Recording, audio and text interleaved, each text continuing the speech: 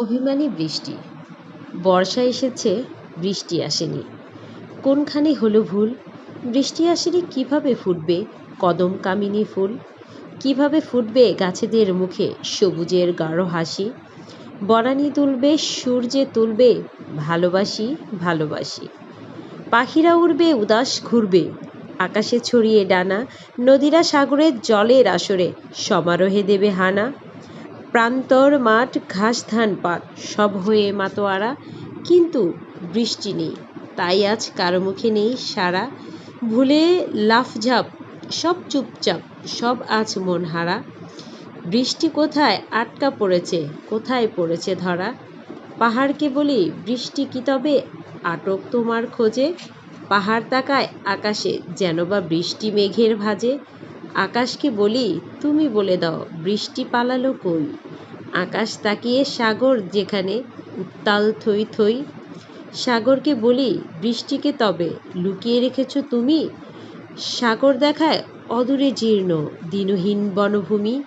বনানীকে বলি, তুমি জানো খোঁজ বৃষ্টি কোথায় আছে? বনানী বলল, বৃষ্টির খোঁজ পাবে বর্ষার কাছে। বর্ষা বলল, বৃষ্টির খোঁজ জানি আমি, ঠিক জানি।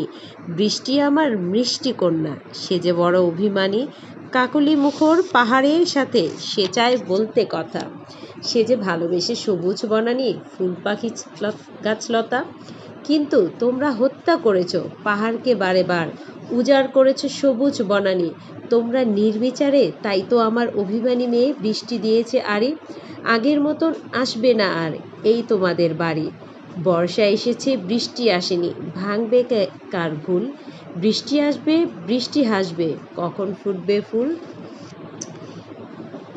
কবিতার আসলে ছন্দ চাপট বা কথাগুলো আসলেই এরকম যে একসময় অনেক পাহাড়, বন, জঙ্গল, গাছপালা ছিল, কিন্তু জনসংখ্যার প্রভাবে এবং মানুষের জীবিকা তাগিদে অনেক বন জঙ্গল উজাড় করে ফেলতে হচ্ছে। তাই তো বর্ষা আসলেও বৃষ্টি হয় না, আগের মতো সেই বৃষ্টি হয় না, মানুষের ফসল খুব ভালো হয় না।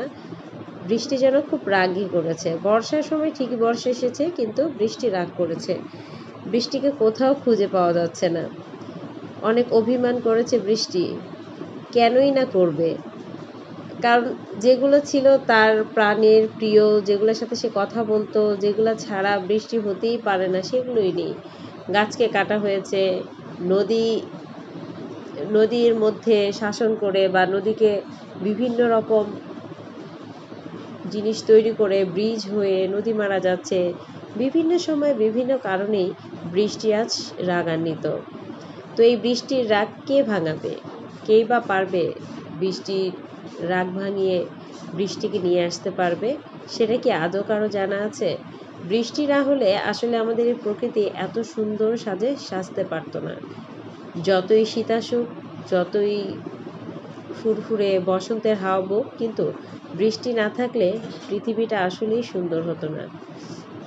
বৃষ্টি আমাদের প্রাণের একটা স্পন্দন, একটা আশা, মানুষের একটা ভালো লাগা।